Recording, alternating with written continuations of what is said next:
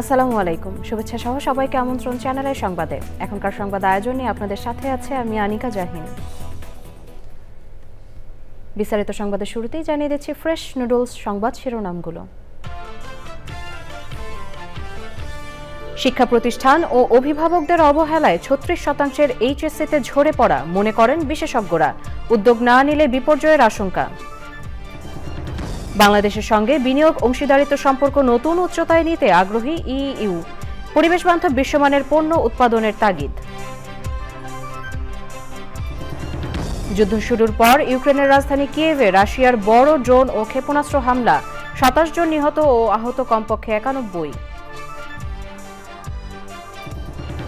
Spain, Portugal ও সুইজারল্যান্ডের বিশ্বকাপ pre quarter final নিশ্চিত। ওটিটি প্ল্যাটফর্ম আইস্ক্রিনের সব খেলা সরাসরি সম্প্রচার।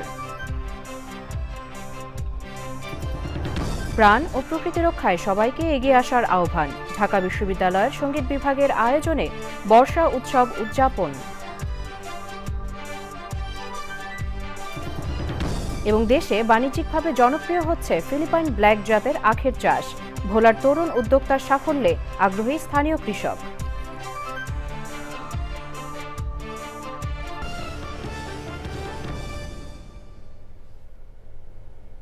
শুধু দর্শক, সংবাদ শিরোনামগুলো জানাচ্ছিলাম। এখনকার এই সংবাদ আয়োজন একই সঙ্গে চ্যানেল আই এর ইউটিউব চ্যানেল এবং চ্যানেল আই এর ওটিটি প্ল্যাটফর্ম আইস্ক্রিনের লাইভ স্ট্রিম হচ্ছে। যাচ্ছে বিস্তারিত সংবাদে। এবছর 36% শিক্ষার্থীর এইচএসসি পরীক্ষায় অংশ না নেওয়া এবং ফর্ম পূরণ করেও প্রথম দিন প্রায় 25,000 শিক্ষার্থীর অনুপস্থিত থাকার কারণ অনুসন্ধান করেছে চ্যানেল আই। এতে দেখা গেছে, করোনার সময় শিক্ষণ ঘাটতি, শিক্ষা প্রতিষ্ঠানের কাছ থেকে সহায়তা না পাওয়া, শিক্ষাঙ্গনে অস্থিরতা এবং সন্তানদের প্রতি অভিভাবকদের মনোযোগ কমে যাওয়া এই অবস্থার প্রধান কারণ। বিশেষজ্ঞরা বলছেন, বড় পরিসরে শিক্ষা ব্যবস্থা সংশোধন কর্মসূচি না নিলে বিপর্যয় দেখা দেবে। মোস্তফা মল্লিকের রিপোর্ট। শিক্ষা জীবনের সবচেয়ে বড় পাবলিক পরীক্ষা এসএসসি ও এইচএসসি। গেল কয়েক বছর ধরেই শিক্ষার্থীদের বড় একটি অংশ নিবন্ধন করেও এই দুই পরীক্ষায় অংশ নেয় না। এবছর এ সংখ্যা অস্বাভাবিকভাবে বেড়ে গেছে। 2024-25 শিক্ষাবর্ষে একাদশ শ্রেণীতে নিবন্ধন করেছিলেন 14,91,932 জন। তাদের মধ্যে এইচএসসি ও সমমানের পরীক্ষার ফর্ম পূরণ করেন 9,47,943 জন। পরীক্ষার সময় দেখা গেল, নিয়মিত শিক্ষার্থীদের মধ্যে 5,43,989 জন অংশ নেননি। সবচেয়ে খারাপ চিত্র কারিগরি শিক্ষা বোর্ডে। একাদশ শ্রেণীতে নিবন্ধন করেছিলেন 1,65,542 জন। পরীক্ষার ফর্ম পূরণ করেন 75,197 জন। অর্থাৎ নিয়মিত শিক্ষার্থীদের মধ্যে পরীক্ষায় অংশ নেননি 54.58% শিক্ষার্থী। এর কারণ বিশ্লেষণ করলেন বিশেষজ্ঞরা। যারা ইন্টারমিডিয়েট পরীক্ষা দেওয়ার কথা কোভিডের সময়, এখন থেকে আরও 6 বছর আগে এরা পড়তো 5, 6, 7-এ। হ্যাঁ, তাহলে এই যে ওই সময় কিন্তু ওরা কিচ্ছুই শেখে নাই আর কি। কোনোভাবে হয়তো এসএসসি পাস নানা রকমের অপসংস্কৃতির সাথে যুক্ত হয়েছে। তার ভিতরে আছে ড্রাগ, মোবাইল বেসড যে অনলাইন বেস যে প্রতারণা ব্যবসা। গার্জিয়ানরা এখন আর ছেলে মেয়েদের খবর নেয় না, বিশেষ করে ছেলেরা সন্ধ্যার পরে কোথায় গেল।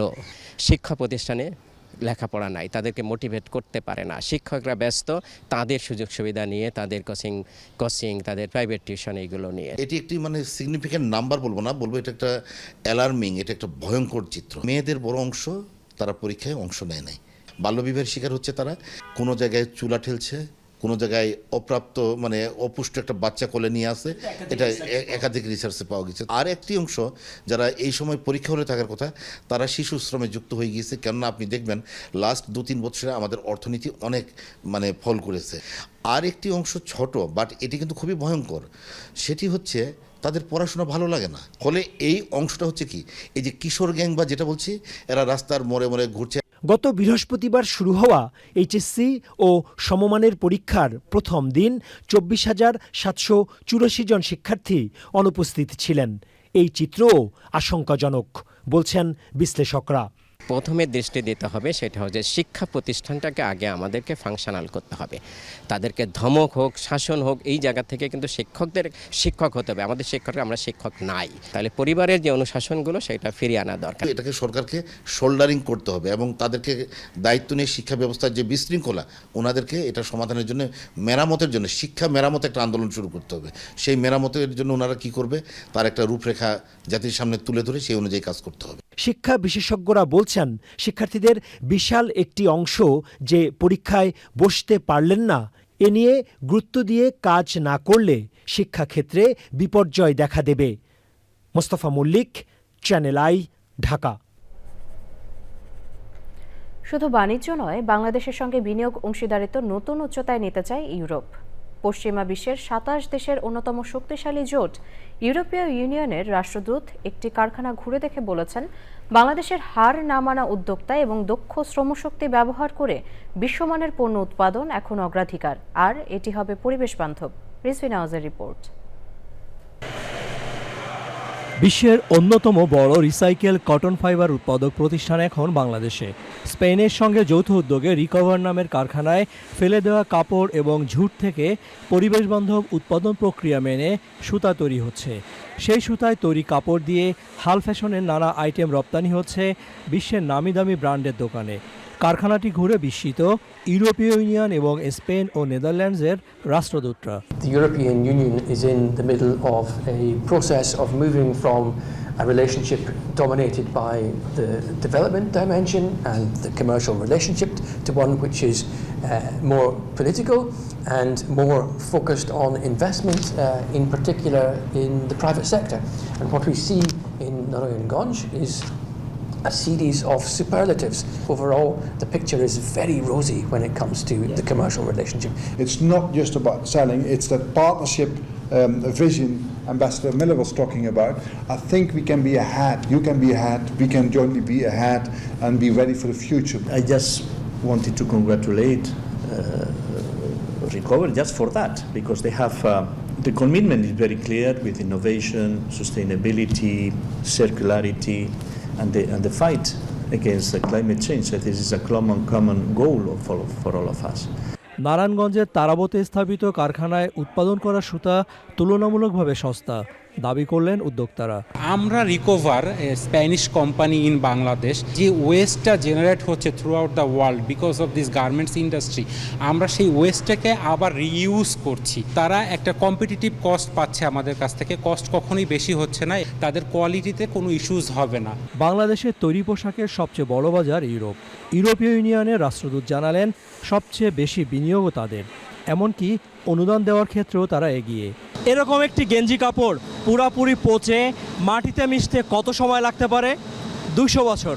ঠিক শুনেছেন, 200 বছর লাগে মাটিতে পচে মিশতে। এই ফ্যাক্টরিতে এরকম কাপড় সংগ্রহ করে সেটিকে আবার সুতায় বানানো হচ্ছে। এই সুতা দিয়ে আবার তৈরি হচ্ছে আমাদের ব্যবহারের পোশাক। এভাবেই পরিবেশ বান্ধব উৎপাদনের মাধ্যমে ভূমিকা রাখতে পারে অন্য কোম্পানিগুলোও। রিজভী নওয়াজ, চ্যানেল আই, তারাবো। ইউক্রেনের রাজধানী কিয়েভে যুদ্ধ শুরুর পর সবচেয়ে বড় ড্রোন ও ক্ষেপণাস্ত্র হামলা চালিয়েছে রাশিয়া। এতে কমপক্ষে 27 জন নিহত এবং 91 জন আহত হয়েছেন। ইউক্রেনের কর্মকর্তারা জানান, একাধিক আবাসিক ভবন, একটি অ্যাম্বুলেন্স স্টেশন ও অন্যান্য স্থাপনা ক্ষতিগ্রস্ত হয়েছে। মস্কো বলছে, ইউক্রেনের হামলার জবাবে সামরিক ও জ্বালানি অবকাঠামো লক্ষ্য করে এই অভিযান চালানো হয়েছে।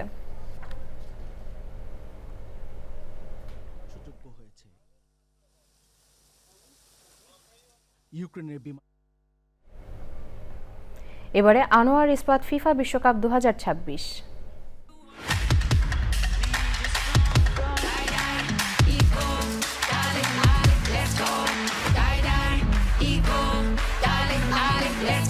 যখনই দীর্ঘ, যখনই বৃহৎ, যখনই দৃঢ় নির্মাণের চ্যালেঞ্জ, তখনই সারা দেশের আস্থা আনোয়ার ইস্পাত, স্ট্রংগেস্ট স্টিল সিন্স 1978। ঘরের চালের স্থায়ী সমাধান আনোয়ার সিমেন্ট শীট, টেকে যুগ যুগ, ভীষণ মজবুত, সহজে ভাঙে না।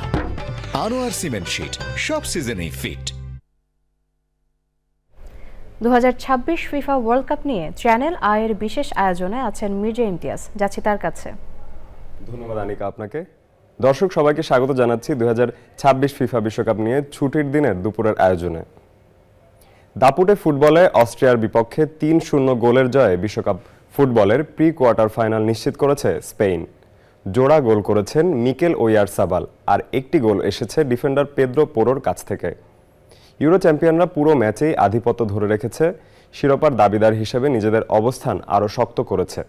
বিশ্বকাপের সব ম্যাচ সরাসরি সম্প্রচার করছে চ্যানেল আইয়ের ওটিটি প্ল্যাটফর্ম আইস্ক্রিন।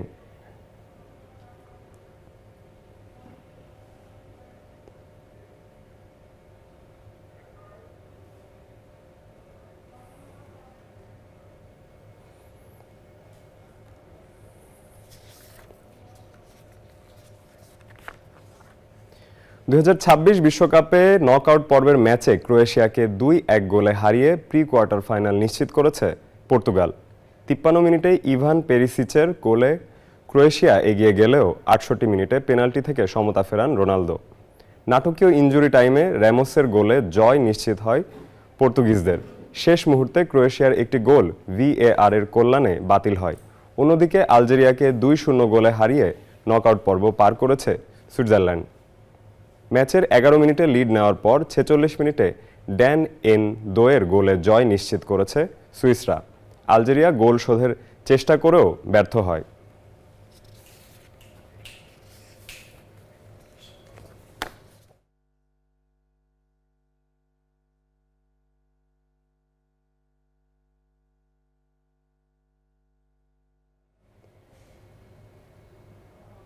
বিশ্বকাপের নকআউট পর্ব প্রায় শেষের দিকে। ইউরো চ্যাম্পিয়ন স্পেন, পর্তুগাল ও সুইজারল্যান্ড ইতিমধ্যে ইউরোপের এই তিনটি দেশ তাদের রাউন্ড অফ 16-এ নিশ্চিত করে ফেলেছে অবস্থান।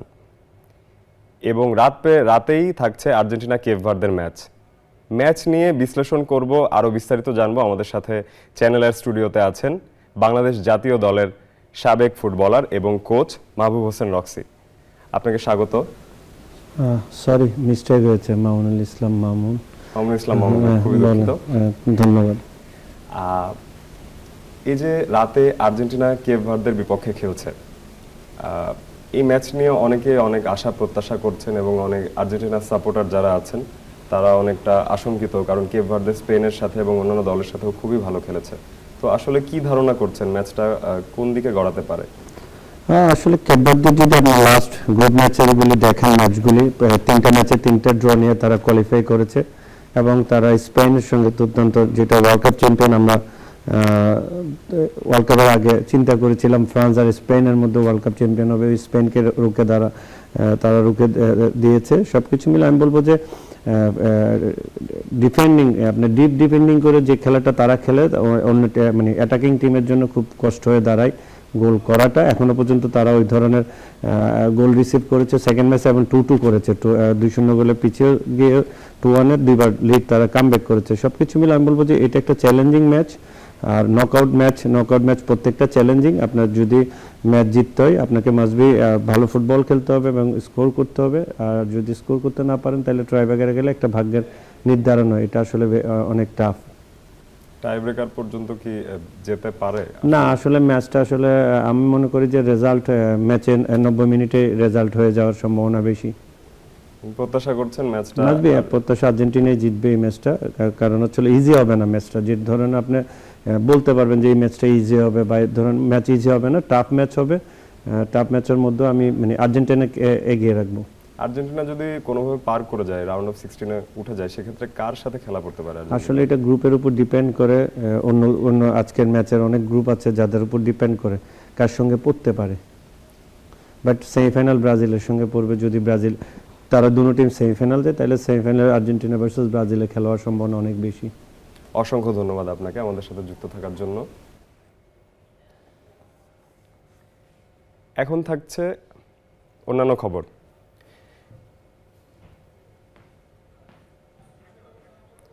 বিশ্বকাপের নকআউট পর্বের ম্যাচে পর্তুগাল ও ইংলিশ ক্লাব লিভারপুলের ফরওয়ার্ড দিয়েগো জোতার প্রথম মৃত্যুবার্ষিকীতে তাকে স্মরণ করেছে পর্তুগাল দল।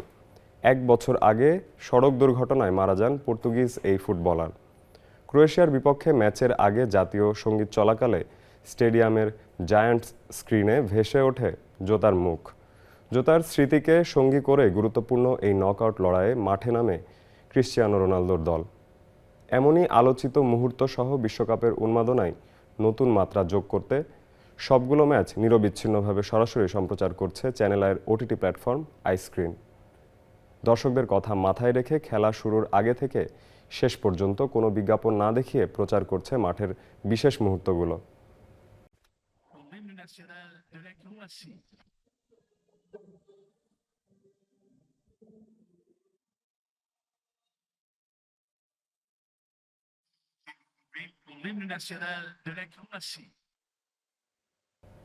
এখন থাকছে মনি বিস্কুট চ্যানেল আই বিশ্বকাপ।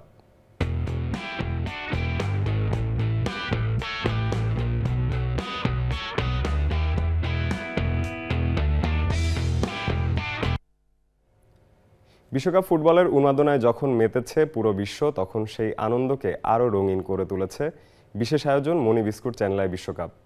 প্রতিদিনই এতে অংশ নিচ্ছেন রাষ্ট্রদূত, অর্থনীতিবিদ, জাতীয় ফুটবলার, মিডিয়া ব্যক্তিত্ব সহ বিভিন্ন অঙ্গনের বিশিষ্টজনরা। ফুটবল ঘিরে চ্যানেল আইয়ের এই ব্যতিক্রমী আয়োজনে মুগ্ধ ও উচ্ছ্বসিত তারা। বিস্তারিত সাদি মাহমুদের রিপোর্টে। বিশ্বকাপ মানেই আবেগ, উত্তেজনা আর অফুরন্ত আনন্দ। সেই আনন্দকে দর্শকদের আরও কাছাকাছি পৌঁছে দিতে চ্যানেল আইয়ের বিশেষ আয়োজন মনি বিস্কুট চ্যানেল আই বিশ্বকাপ। প্রতিদিনই এই আয়োজনে অংশ নিচ্ছেন দেশের বিভিন্ন অঙ্গনের বিশিষ্টজনরা। মজার সব আয়োজনে ভরপুর মনি বিস্কুট চ্যানেল আই বিশ্বকাপ। চ্যানেল আইয়ের ছোট্ট গোল পোস্টে শট নিয়ে গোল করার চ্যালেঞ্জে অংশ নিচ্ছেন অতিথিরা। কেউ দারুণ দক্ষতায় বল জালে জড়াচ্ছেন, আবার কেউ উপভোগ করছেন আনন্দঘন মুহূর্ত। বল মারার পর আমার ভালো লেগেছে। আমি পর্তুগালের দলের সাপোর্টার, আর এই আয়োজন করে আমার আনন্দ পেয়েছি। আমার বল খেলতে অনেক ভালো লেগেছে। এটা হলো ম্যাগনিফিসেন্ট বলা যায়, একদম অন্যরকমের একটা আয়োজন ছিল। আমি প্রথম আসছি, আমার খুবই ভালো লাগছে। শুধু খেলার বিশ্লেষণ নয়, বিশ্বকাপ ঘিরে আনন্দ, উচ্ছ্বাস আর সম্প্রীতির মিলনমেলায় পরিণত হয়েছে এই আয়োজন। অতিথিদের প্রাণবন্ত অংশগ্রহণে প্রতিদিনই জমে উঠছে মনি বিস্কুট চ্যানেল আই বিশ্বকাপ। বিশ্বকাপ জুড়েই দর্শকদের জন্য থাকছে এমন ব্যতিক্রমী আয়োজন। আর উৎসবে অংশ নেওয়া অতিথিদের এসএমসির সৌজন্যে উপহার হিসেবে দেওয়া হচ্ছে মনি বিস্কুট। সাদি মাহমুদ, চ্যানেল আই, ঢাকা। দর্শক, এই ছিল এখনকার আয়োজনে। বিশ্বকাপের সবগুলো ম্যাচ সরাসরি সম্প্রচার করছে চ্যানেল আইয়ের ওটিটি প্ল্যাটফর্ম আইস্ক্রিন। ফিরছি আনিকার কাছে। অসংখ্য ধন্যবাদ মির্জি ইমতিয়াজ আপনাকে। যাচ্ছি অন্যান্য সংবাদে। প্রকৃতিতে বর্ষার অফুরান সৌন্দর্য অনুভূতি প্রবণ করে বাঙালির হৃদয়। তাই তো বাংলা সাহিত্য জুড়ে বর্ষা আর বৃষ্টির প্রেমময় বন্দনা। নগর জীবনে আষাঢ়ের আবহ বরণ করে নিতে ঢাকা বিশ্ববিদ্যালয়ের সঙ্গীত বিভাগের শিক্ষার্থীদের বর্ষা উৎসব আয়োজনে প্রাণ ও প্রকৃতি রক্ষার আহ্বান জানান প্রকৃতিবন্ধু মুকিত মজুমদার বাবুসহ বিশিষ্টজনরা। মাহবুব মোর্শেদ জানাচ্ছেন বর্ষা বরণের গল্প।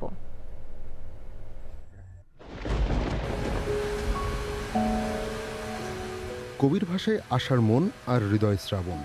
বর্ষার আকাশ জুড়ে থাকা কালো মেঘ আর বৃষ্টি চঞ্চল করে মানব হৃদয়। রিমঝিম বর্ষায় স্নিগ্ধতা ছড়ায় কদম বেলি। বর্ষা মানেই প্রেম, সাহিত্য আর স্মৃতিকথা। বর্ষা মানেই প্রকৃতিতে প্রাণ ফিরে পাওয়া আর ফসলের মাঠে কৃষকের নতুন স্বপ্ন বোনা।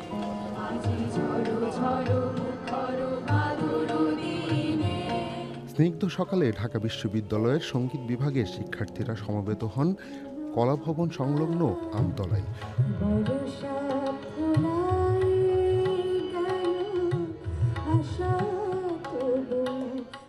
অনুষ্ঠানের প্রধান অতিথি প্রকৃতিবন্ধু মুকিত মজুমদার বাবু। সঙ্গে ছিলেন কলা অনুষদের ডিন আবুল কালাম আজাদ। তাদেরকে ফুল ও উত্তরীয় দিয়ে বরণ করে নেন সঙ্গীত বিভাগের চেয়ারপারসন ডক্টর প্রিয়াঙ্কা গো। এই বৃষ্টি স্নাত এই সকালে যারা এখানে উপস্থিত হয়েছেন সবাইকে ধন্যবাদ জানিয়ে এই অনুষ্ঠানের শুভ উদ্বোধন ঘোষণা করছি। সুর, গান, কবিতা ও নৃত্যের সম্মিলিত পরিবেশনায় বর্ষা উৎসবে ফুটে ওঠে প্রকৃতি, পরিবেশ ও প্রাণের বন্দনা।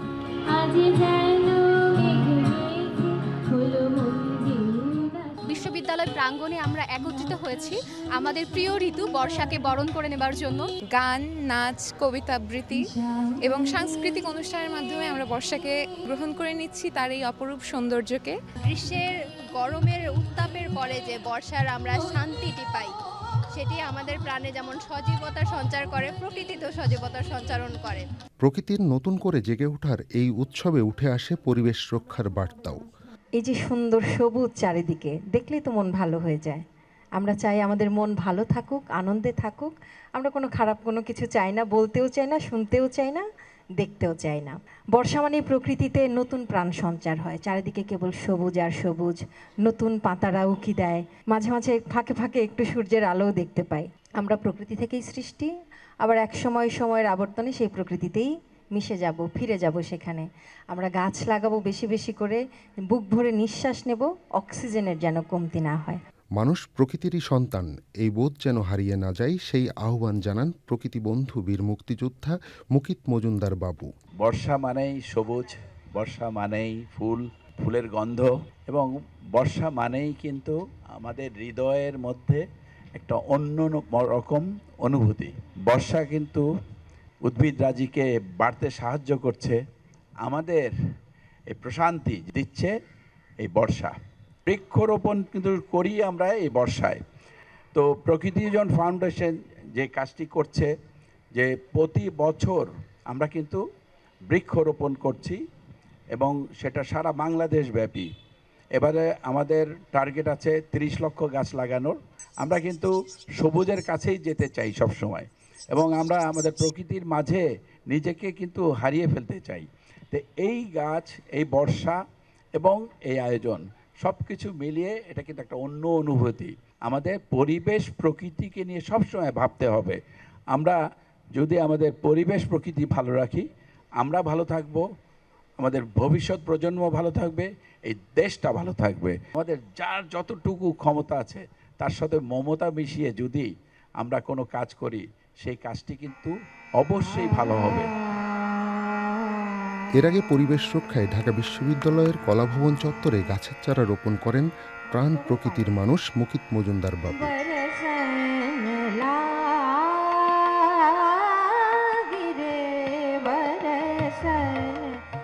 মাহবুব মোর্শেদ, চ্যানেল আই, ঢাকা। দেশে বাণিজ্যিকভাবে নতুন সম্ভাবনার দ্বার খুলছে ফিলিপাইন ব্ল্যাক জাতের আখ চাষ। দক্ষিণাঞ্চলের জেলা ভোলায় প্রথমবারের মতো এ জাতের আখ চাষ করে সফল হয়েছেন এক তরুণ উদ্যোক্তা। তার এই উদ্যোগ ঘিরে স্থানীয় কৃষকদের মধ্যেও বাড়ছে আগ্রহ। ভোলা থেকে হারুনুর রশিদের তথ্য ও ভিডিওচিত্র নিয়ে রিপোর্ট করছেন জহির মুন্না। প্রবাস থেকে দেশে ফিরে কৃষিকে পেশা হিসেবে বেছে নিয়েছেন মোহাম্মদ জুয়েল। ভোলার চরফ্যাশনে প্রথমবারের মতো চাষ করেছেন ফিলিপাইন ব্ল্যাক জাতের আখ। মাত্র 70% জমিতে 8 মাসেই আখের ফলন ও বাজার দর নিয়ে আশাবাদী তিনি। অনেক ভালো হয়েছে, অনেক লাভবান হতে পারবো। আমি আশা করি চান্দের দিকে যত কৃষক ভাইরা আছে তারও অনেক লাভবান হতে পারবো যদি এটা চাষ করে। যদি আমি এখন বিক্রি করি তাহলে আমি 9 থেকে 10 লাখ টাকা আমার বিক্রি করা যাবে। নতুন জাতের এই আখ সম্ভাবনার বার্তা ছড়িয়ে দিচ্ছে আশপাশের কৃষকদের মধ্যেও। আখের রোগ প্রতিরোধ ক্ষমতা ভালো এবং উৎপাদন ভালো, খরচ কম। এখন আমরাও ভবিষ্যতে একটা চাষ করার পরিকল্পনা করতেছি। আজকে এখানে আসার পরে জানতে পারলাম এবং বুঝতে পারলাম, এবং কৃষি অফিস আসার যেভাবে আমাদেরকে দিক নির্দেশনামূলক কথা বললো, এতে বুঝতে পারলাম ফিলিপাইন আখ এরকম নতুন যেসব জাতগুলো এগুলার যদি যদি দাবিত হই, তাহলে আমরা আশা করি তরুণ উদ্যোক্তারা সফলতা অর্জন করতে পারবো। কৃষি বিভাগের মতে চরাঞ্চলের উপযোগী পরিবেশে ফিলিপাইন ব্ল্যাক আখ হতে পারে লাভজনক অর্থকরী ফসল। যেহেতু আখের ফলন এবং অ্যাডাপ্টেশন এই এলাকার জন্য সুইটেবল অথবা উপযোগী, তা আমরা এই প্রকল্পের মাধ্যমে আমরা সমস্ত কৃষক ভাইদের এই মেসেজ দিচ্ছি যে এই জাতটি যাতে সম্প্রসারণ করে নিজেদের অর্থনৈতিকভাবে সমৃদ্ধি করতে পারে। উপকূলের মাটিতে আখ চাষের এই অর্জন শুধু একজন উদ্যোক্তার সাফল্য নয়, দক্ষিণাঞ্চলের তরুণদের জন্য নতুন স্বপ্ন দেখারও অনুপ্রেরণা। Zahir Munna, channel I. শুধু দর্শক, সংবাদের এই পর্যায়ে নিচ্ছে একটি বিরতি, আর বিরতির পর অন্যান্য সংবাদের সাথে আরও যা থাকছে। বিশ্বকাপের রাতে অস্ট্রেলিয়ার প্রতিপক্ষ মিশর, আর শনিবার ভোরে ডিফেন্ডিং চ্যাম্পিয়ন আর্জেন্টিনা কেপ ভার্দের লড়াই। সব ম্যাচ আই স্ক্রিনে সরাসরি সম্প্রচার।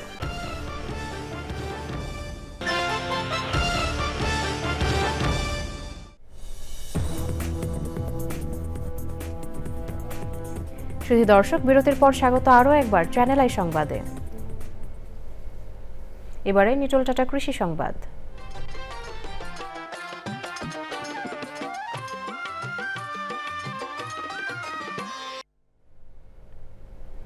নেত্রকোনার পূর্বথালা উপজেলার আলী আমজদ দেশি জাতের 12 মাসি লেবু চাষ করে দৃষ্টান্ত স্থাপন করেছেন। তার অভাবনীয় সাফল্য ও লাভজনক আয়ের কারণে এলাকার অনেকেই এখন লেবু চাষে আগ্রহী হচ্ছেন।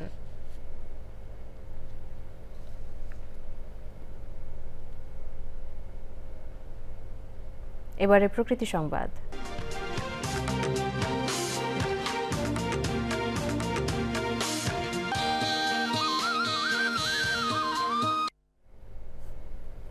বিদেশি ফলের ভিড়ে হারিয়ে যাচ্ছে দেশীয় ফল। তাই তো বাংলার ঐতিহ্যবাহী দেশীয় ফলের সাথে নতুন প্রজন্মকে পরিচিত করতে ফেনী শিশু নিকেতন কালেক্টরেট স্কুলে হয়েছে ব্যতিক্রমী মৌসুমী ফল উৎসব। এমন আয়োজন শিশুদের পরিবেশ সংরক্ষণে উৎসাহিত করবে বলে আশা করছেন সংশ্লিষ্টরা।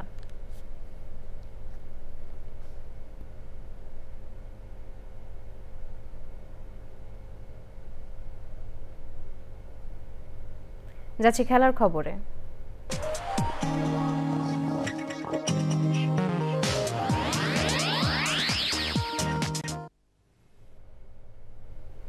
ফিফা বিশ্বকাপের রাউন্ড অফ 32-র শেষ 3টি ম্যাচ মাঠে গড়াচ্ছে। অস্ট্রেলিয়ার বিপক্ষে আজ রাত 12টায় মাঠে নামবে মোহাম্মদ সালাহর মিশর। 2010 সালে মুখোমুখি হওয়া দুই দলের একমাত্র ম্যাচটি মিশর জিতেছিল 3-0 গোলে। ফ্লোরিডায় ডিফেন্ডিং চ্যাম্পিয়ন আর্জেন্টিনা লড়বে নবাগত কেপ ভার্দের সাথে। ম্যাচ শুরু হবে বাংলাদেশ সময় শনিবার ভোর 4টায়। প্রথম বিশ্বকাপে অংশ নিয়ে নকআউট পর্বে উঠে চমক দেখিয়েছে কেপ ভার্দে। শনিবার সকাল 7টায় ঘানা মুখোমুখি হবে কলম্বিয়ার।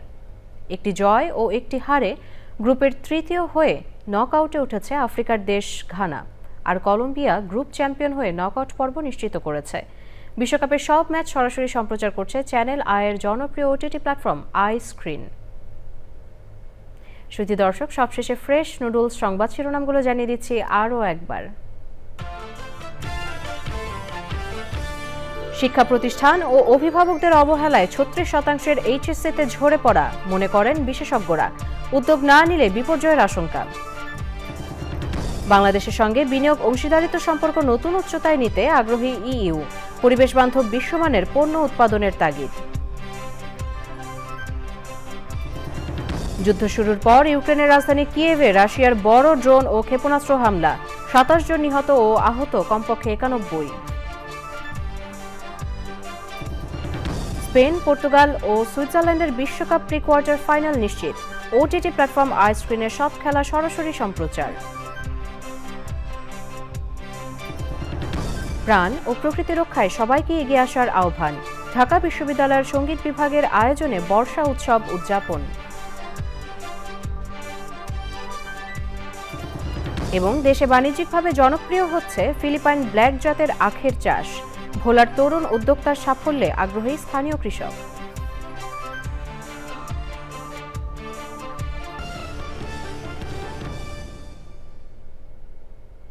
দেশের সবচেয়ে জনপ্রিয় টেলিভিশন চ্যানেল আই সর্বশেষ সংবাদ জানতে ভিজিট করুন channelionline.com-এ। আমাদের সোশ্যাল মিডিয়া প্ল্যাটফর্মগুলোর পাশাপাশি যুক্ত থাকুন ওটিটি প্ল্যাটফর্ম আই স্ক্রিনের সাথে।